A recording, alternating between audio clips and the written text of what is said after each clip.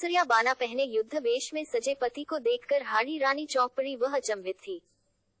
कहाँ चले स्वामी, इतनी जल्दी? अभी तो आप कह रहे थे कि 4-6 महीनों के लिए युद्ध से फुर्सत मिली है, आराम से कटेगी, यह क्या? आश्चर्य मिश्रित शब्दों में हाड़ी रानी पति से बोली। प्रिय, पति के शौर्य और पराक्रम को परखने के लिए ही तो क्षत्रानियां इसी दिन की प्रतीक्षा करती है। वो शुभ घड़ी अभी ही आ गई। देश के शत्रुओं से दो हाथ होने का अवसर मिला है। मुझे यहाँ से अविलंब निकलना है। हंसते हंसते विदा दो।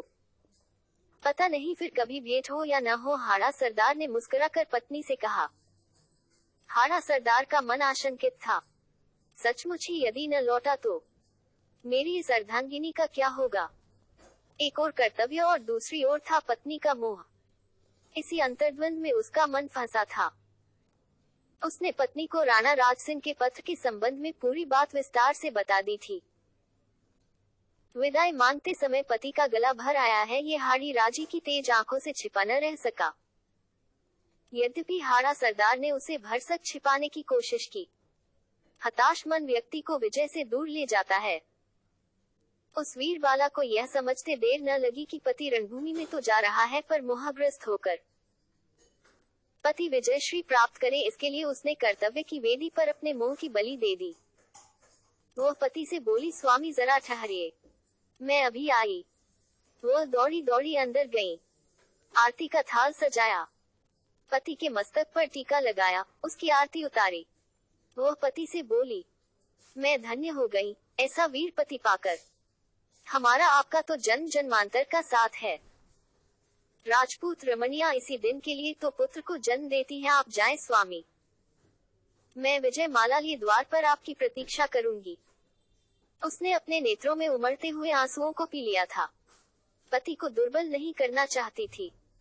चलते चलते पति उससे बोला, प्रिय, मैं तुमको कोई सुख न दे सका, बस इसका ही दुख है। मुझे भूल तो नहीं जाओगी?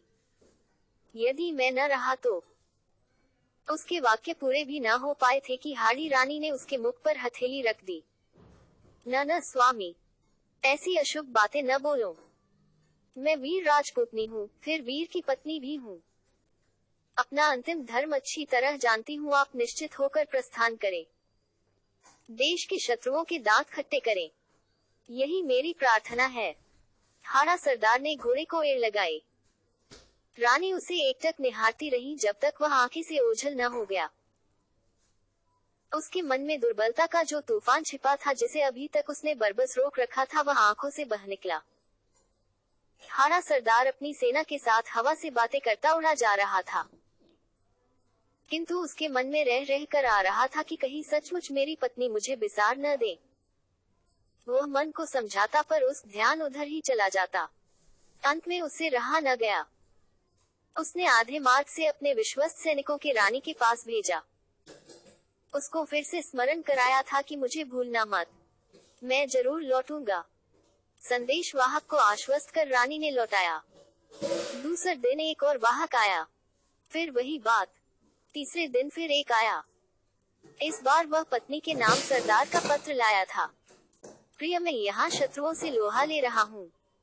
अंगद के समान पैर जमारक उनको रोक दिया है। मजाल है कि वे जरा भी आगे बढ़ जाएं। ये तो तुम्हारे रक्षा कवच का प्रताप है, पर तुम्हारे बड़ी याद आ रही है। पत्रवाहक द्वारा कोई अपनी प्रिय निशानी अवश्य भेज देना, उसे ही देखकर मैं मन को हल्का कर लिया करूंगा। हाड़ी रानी पत्र को पढ़कर सोच में पड़ गई। युद्धट पति का मन यदि मेरी याद में ही रमा रहा, उनके नेत्रों के सामने यदि मेरा ही मुखड़ा घूमता रहा, तो वह शत्रुओं से कैसे लड़ेंगे, विजय श्री का वरण कैसे करेंगे? उसके मन में एक विचार कौन था। वह सैनिक से बोली, वीर, मैं तुम्हें अपनी अंतिम निशान दे रही हूँ, इसे ले जाकर उन्हें दे देना। थाल में सजाकर सुंदर वस्त्र से ढककर अपने वीर सेनापति के पास पहुंचा देना, किंतु इसे कोई और न देखे, वे ही खोल कर देखें।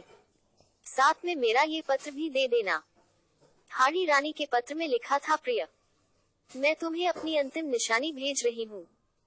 तुम्हारे मोह के सभी बंधनों को काट रही हूँ। अब बेफिक्र होकर अपने कर्तव्य का पालन करें। मैं तो चली। स्वर्ग में तुम्हारी बात जोहूंगी। पलक झपकते ही हाड़ी रानी ने अपने कमर से तलवार निकाल एक झटके में अपने सिर को उड़ा दिया। वह धरती पर लुढ़क पड़ा। सिपाही के नेत्रों से अश्रुधारा बह निकली।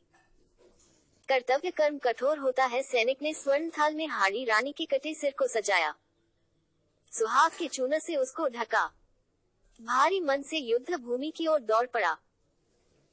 उसको देखकर हाड़ा सरदार स्तब्ध रह गया। उसे समझ में न आया कि उसके नेत्रों से अश्रुधारा क्यों बह रही है। धीरे से वह बोला, क्यों यदु सिंह, रानी की निशानी ले आए। यदु ने कांपते हाथों से थाल उसकी ओर बढ़ा दिया। हाड़ा सरदार फटी आंखों से पत्नी का सिर देखता रह गया। उसके मुख से केवल इतना निकला, हाय रानी, तुमने ये क्या कर डाला। संदेही पति को इतनी बड़ी सजा दे डाली। खैर, मैं भी तुमसे मिलने आ रहा हूँ। हाड़ा सरदार के मोह के सारे बंधन टूट चुके थे। वो शत्रु पर टूट पड़ा। इतना अप्रतिम शौर्य दिखाया था कि उसकी मिसाल मिलना बड़ा कठिन है। जीवन की आखिरी सांस तक वह लड़ता रहा। औरंगजेब की सहायक सेना को उसने आगे नहीं ही बने दिया, जब तक मुगल बादशाह मैदान छोड़कर भाग नहीं गया था।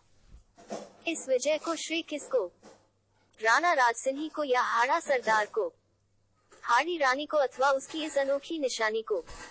चुंडावत मांगी सेनानी, सिर काट दे दियो क्षत्राणी। सरदार चुंडावत थे और रानी बूंदी के हाड़ा शासक की पुत्री थी, इसीलिए रानी को हाड़ी रानी कहा जाता है, जबकि सरदार चुंडावत कहलाते हैं।